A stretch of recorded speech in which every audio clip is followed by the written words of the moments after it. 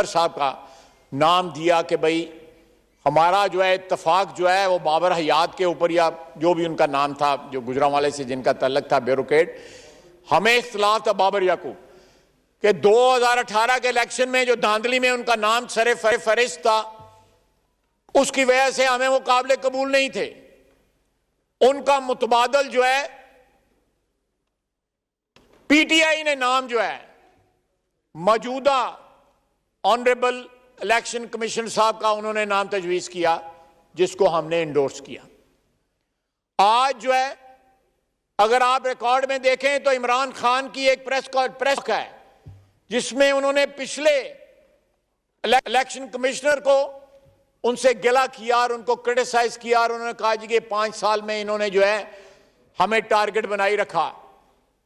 और नया election commissioner जो आए हैं वो बड़े अच्छे हैं, बड़े ठीक हैं। ये सारा कुछ जो है मैटर ऑफ कन्वीनियंस है इमरान खान के लिए कि जो उनके मफादात को सूट करता हो वो बंदा अच्छा है, और उनके मफादात का तहफ़्फ़ुज़ ना करे वो बंदा जो है उसको हर किस्म, बल्कि उसको मुशरिक करार देते हैं। जनाबे स्पीकर, शिरक जो है वो वादा उला शरीक के साथ किसी को शरीक करना जो है उसको शिरक कहते हैं। ये शख्स कहता है कि मैं हक में हूं, अगर मेरा साथ नहीं दोगे तो शिरक करोगे, मेरा अस्तगफिरुल्लाह मेरा साथ नहीं दोगे तो कब्र में जाके हिसाब दोगे। ये क्या दावे कर रहा है जनाबे वाला? इस मुल्क की पिछली 30, 35, 40 साल की तारीख गवाह है कि अगर किसी और शख्स ने यह गुफ्तगू की होती तो उस पर कौन से मुकदमात बनते। आप भी गवाह हैं, मैं भी गवाह हूं, यहां पे जितने मेंबरान बैठे हुए हैं सब गवाह हैं। इससे बहुत कम गुफ्तगू करने वाले लोग जो हैं वो जेलों में पड़े हुए हैं इस वक्त। कोई जुर्रत नहीं करता उनके मुकदमात का फैसला करने की या उनकी जमानत करने की। और ये शख्स जो है इमरान खान का साथ ना देने वालों को जो है मुशरिक कह रहा है कि ये शिरक करेंगे। और ये 95%, 98% मुसलमान के मुल्क में किसी मुसलमान के कान पे जूं तक नहीं रेंगी। जनाब वाला, आज से 30 साल कबल जब इसने क्रिकेट का कैरियर छोड़ा तो इसका बाकायदा एक कैरियर जो है उसको डिजाइन किया गया। ज़ायनिस्ट लॉबी ने डिजाइन किया कि ये न्यूक्लियर पावर है, ये मुल्क जो है इसके ऊपर कंट्रोल करना है, ये मुल्क जो है कंट्रोल में नहीं आता। एक खैराती अस्पताल लॉन्च किया गया उसके लिए ताकि इसका प्रोफाइल बने। इसका प्रोफाइल बनाने के लिए इसको माली इमदाद दी गई। इसका जो एक स्टेचर था एज ए क्रिकेटर, हालांकि क्रिकेट पे इसकी टीम सारी जो है मियां दाद की किताब में लिखा हुआ है, लोग इसको मीटर कहते थे कि जब तक इसमें पैसे नहीं डालते ये काम नहीं करता। और वहां से इनका सफर स्टार्ट हुआ। मंजिल इनकी सियासत थी, मंजिल इनकी पाकिस्तान में इक्तदार था। इस सारे सफर के अंदर इन्होंने मुल्क का जो है सारे का इखलाक तबाह कर दिया। एक दहाई इस मुल्क में आई थी जहां पे हमारा मजहब जो है उसको तबाह, उसके शिकस्त और रेख किया गया उसका, खुदा न खास्ता। और इस शख्स ने आके हमारे मुल्क का जो है माशरे का इखलाक तबाह कर दिया।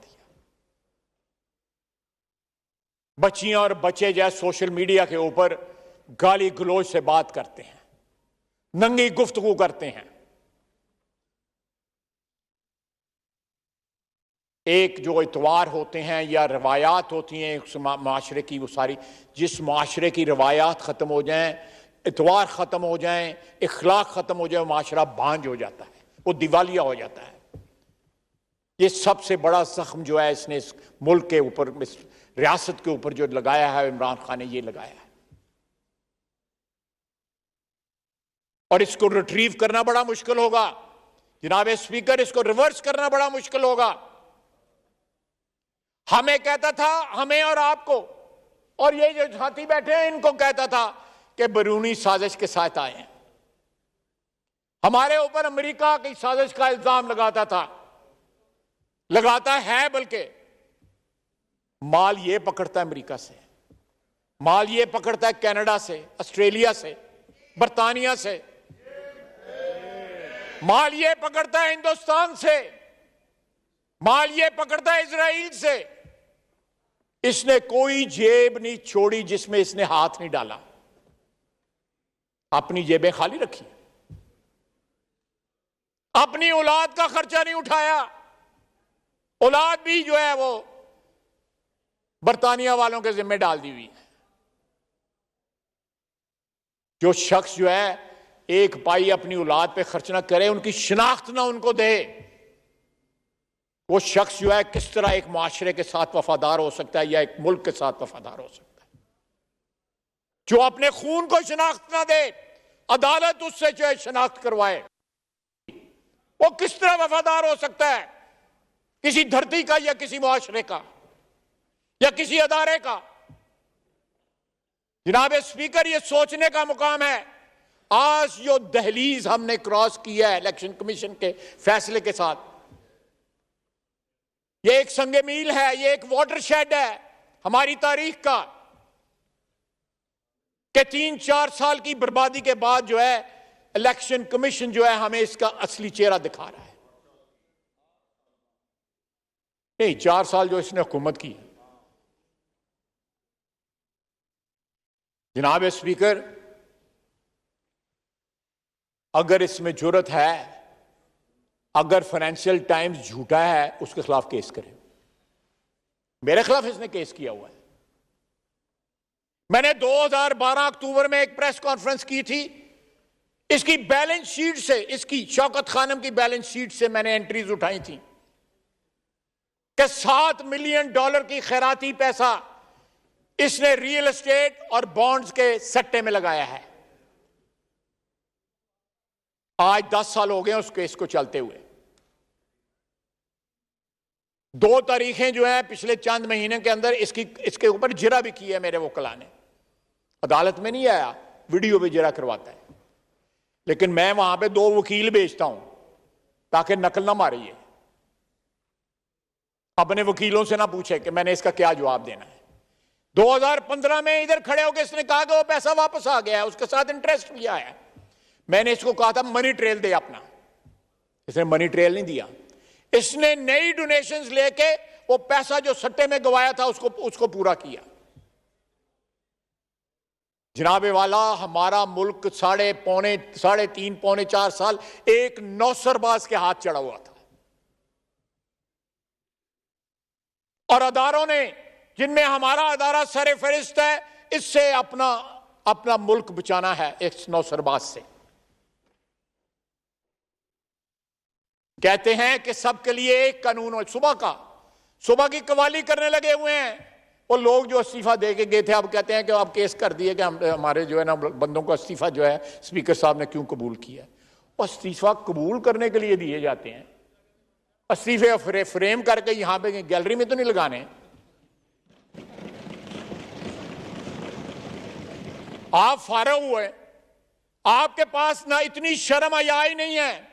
आज भी लॉजेस में हैं, रह रहे हैं लॉजेस में, सरकारी गाड़ियां इस्तेमाल कर रहे हैं,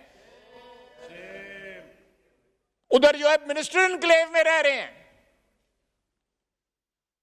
कहां का ये बेशर्म टोला कहां इकट्ठा हो गया हुआ है। जनाबे वाला, मैंने तो इधर अदालत, इधर ऐवान में कहा था कि कोई शर्म होती है, कोई हया होती है, और मैंने समझा था कि मैं हो सकता को मुबालगा ना कर गए हूं, लेकिन मैं समझता हूं ये अल्फाज कम है इनके लिए। तो जान दो उन्होंने।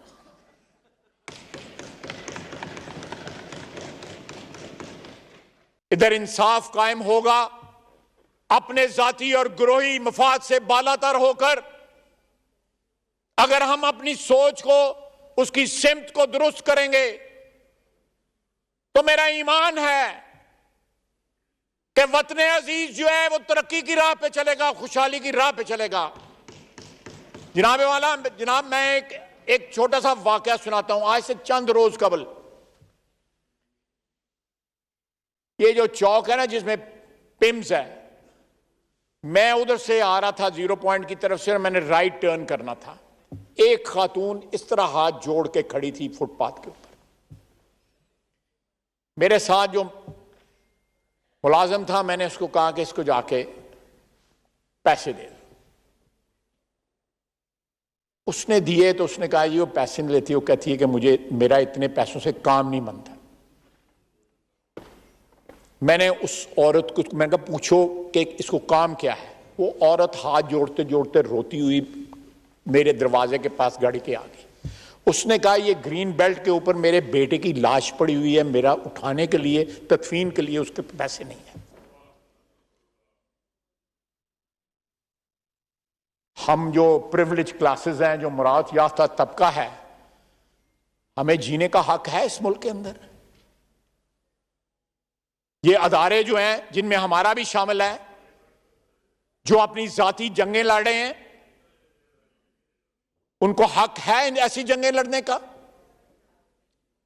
वो मुआशरा जिंदा रह सकता है जहां पे एक मां अपने जवान बेटे की लाश जो है फुटपाथ पर रख के जो है उसकी तदफीन के लिए पैसे मांग रही है। डूब मरने का मुकाम है इस ताकतवर अशराफिया के लिए जो झूठ बोलते हैं इमरान खान की तरह, जो इस मुल्क को जो है तबाह बर्बाद कर रहे हैं।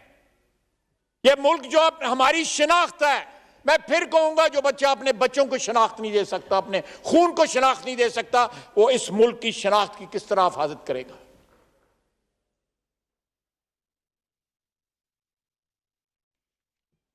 जनाब वाला, सियासत अपनी जगह बड़ी अच्छी बात है, लेकिन सियासत से बालातर भी मुकद्दम भी चीजें हैं और वो वतन अजीज है। हमें यहां पे इस पार्लियामेंट को ऐसे एडवेंचरर्स हैं उनसे बचाना है, जो सुबह शाम झूठ बोलता है, अपनी जात को कॉन्ट्रडिक्ट करता है। इस ऐवान ने वो दिन भी देखा था, वो रात भी देखी थी, जब कितने 52 बिलों का जो लेजिस्लेट किया गया था। हमारे ये साहिबान जो है बैठे हुए थे उस वक्त। डिप्टी स्पीकर साहब ने जिस तरह जो है वो उनको प्लेस ही नहीं किया गया हाउस के सामने, और वो गर्दान जो है, मेरा ख्याल that was the worst day in the history of this institution. और वो इसके इक्तदार को जो है महफूज करने के लिए, इसके इक्तदार को दवाम देने के लिए सब कुछ हुआ। और फिर इसी हाउस में जिस रात हमने एतमाद मूव किया, उस रात क्या हुआ कि एक ही सांस में जो है अदम एतमाद का वोट जो है उसको रद्दी की टोकरी में डाला गया और असेंबली को डिसॉल्व कर दिया गया। पाकिस्तान की तारीख में बड़े हादसा हुए हैं, इस कौम के ऊपर बड़े हादसा हुए हैं। इस पार्लियामेंट को मौलवी तमीजुद्दीन केस के अंदर एक ब्यूरोक्रेट ने और एक जज ने मिलकर इस पार्लियामेंट पे पहला हमला किया था, और उसके बाद जो है ये पार्लियामेंट जो है ये जो अदारा जो है इसके ऊपर बराबर हमले होते रहे, ये डिसॉल्व होती रही, इसको डिक्टेटर डिसॉल्व करते रहे, इसको 58(2) जो है डिसॉल्व करती रही, लेकिन ये अदारा सरवाइव किया। जनाब स्पीकर, मौलाना, order in the house please. मौलाना, order in the house please. लेकिन ये अदारा रेजिलिएंट रहा। हम बार बार इस हाउस में आते रहे, इस हाउस के तकद्दस के लिए, इसकी ताकत के लिए अपने तय कोशिश करते रहे, लेकिन पिछले 4 साल में इस हाउस के साथ जो कुछ इमरान खान ने किया, इसकी तकदीस को, इसकी तहरीम को जिस तरह तार तार किया, जिस तरह पारा पारा किया, पिछले 75 साल में इस तरह नहीं हुआ। हमें इसको रोकना है। ये जो आज फैसला दिया है इलेक्शन कमीशन ने, अपना फर्ज अदा कर दिया है। अब ये हमारा फर्ज है कि आज ये एग्जीक्यूटिव इसको जो है इसको भेजे, और अदलिया का फर्ज है कि जिस एविडेंस के ऊपर ये फैसला, उस एविडेंस को देखे, उस एविडेंस को परखे और इंसाफ के ऊपर, कानून के ऊपर जो है फैसला दे, ताकि इस मुल्क में जो गाली गलौज का और गैर आईनी, गैर कानूनी हरकत का पिछले 4 साल से जो सैलाब आया हुआ है, उसके आगे बंद बांधा जा सके। ये मेरे लिए नहीं करना, ये जनाब स्पीकर आपके लिए नहीं करना, इस वतन अजीज के लिए अदारों ने करना है। अगर मियां नवाज शरीफ 10,000 दिरहम के लिए डिस्क्वालीफाई हो सकता है, इसने तो बिलियंस ऑफ रुपीस जो है वो हजम कर गया। मेरा ख्याल है को 38 काउंट्स के ऊपर उन्होंने कहा है कि इसने हलफनामा झूठा दिया हुआ है। लोग जो है हलफ उठा, हमारे छोटे शहरों में जो है वो मिलते हैं प्रोफेशनल गवाह, जो जाके अदालत में जो है हाथ रख के जो है कोई झूठी कसम उठाते हैं, झूठी गवाही देते हैं। कुरान में झूठी गवाही के मुतल्लक जो लिखा गया हुआ है, अस्तगफुरुल्लाह, रियासत मदीना कहता है मुझे सपोर्ट ना करो तो शिरक होता है, ये कहता है। और करतूत सारे के सारे जो है, मैं कोई फतवे देने वाला शख्स नहीं हूं, ना मुझे ना मेरी इतनी औकात है, लेकिन ये अल्फाज जो है, जो भी सुन रहे हैं, इस हाउस में सुन रहे हैं, इस हाउस के बाहर जो सुन रहे हैं, वो खुद अंदाजा लगा लें कि इसकी असलियत क्या है। ये एक ऐसा एजेंट है जो इस मुल्क को तबाह बर्बाद करने आया है। इस मुल्क की जो फॉरेन फंडेड एजेंट है, ये तो रिकॉर्ड के ऊपर है, कहते हैं जी उसके अकाउंटेंट ने उसको चक्कर लगवा लिए थे इससे। ये शाह महमूद कुरैशी साहब ने कहा है, वो कब्रों की कमाई खाने वाला जो है, कहता वो अकाउंटेंट ने आगे रखा, उसने साइन कर दिया। एडी भी भोली नहीं है कि उसके आगे साइन कर दिया और उसने रख दिया और उसने साइन कर दिया। इस तरह नहीं जनाब स्पीकर होता। समेत पार्लियामेंट के तमाम अदारों को आइन और कानून की सरबुलंदी के लिए काम करना पड़ेगा। ऐसे मुहिमजू लोग जो हैं, खुद पसंद लोग जो हैं, जो अपने आप से, अपने इक़्तिदार से, अपने मफादात से मोहब्बत करते हैं, उनसे इस मुल्क को, इस मुल्क की सियासत को, इस मुल्क के अदारों को बचाना होगा। तमाम अदारे जो हैं, जो आइन के तहत यहाँ पे काम कर रहे हैं, आइन की हदूद में काम कर रहे हैं, उनके ऊपर ना सिर्फ आइन ये फ़र्ज़ आयद करता है, बल्कि माशरा इस मुल्क की मोहब्बत, इस मुल्क की अजमत जो है उन पर फ़र्ज़ आयद करती है कि 75वीं सालगिरह है हमारी इस मुल्क की। आइए हम अहद करें कि यहां पे कोई ऐसा हुक्मरान नहीं आएगा जो कानून और आइन को पामाल करेगा, जो मुल्क के मफाद बेचेगा, जो मुल्क के दुश्मनों से पैसे पकड़ेगा। अगर ये सच्चा है तो जाए फाइनेंशियल टाइम्स के खिलाफ केस करे। मैं चैलेंज करता हूं, हमारे लाइबल लॉज जो है कमजोर हो सकते हैं, बरतानिया का लाइबल लॉ जो है बड़ा सख्त है, जाए वहां पे तो इसके असासे हैं, इसकी औलाद है वहां पे। अगर इस मुल्क से मोहब्बत है, अगर इस मुल्क में रहना है, इस मुल्क ने तुम्हें इज्जत दी है किसी तरह जिस तरह भी मिली है,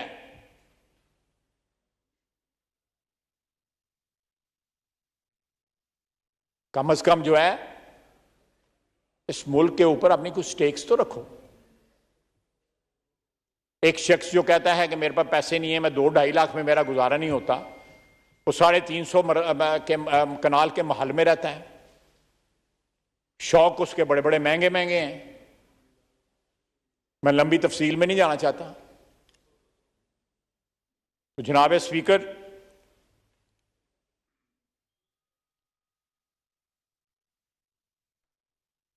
अदालतें किसी के साथ नहीं होती, अदालतें कानून और आइन के साथ होती हैं।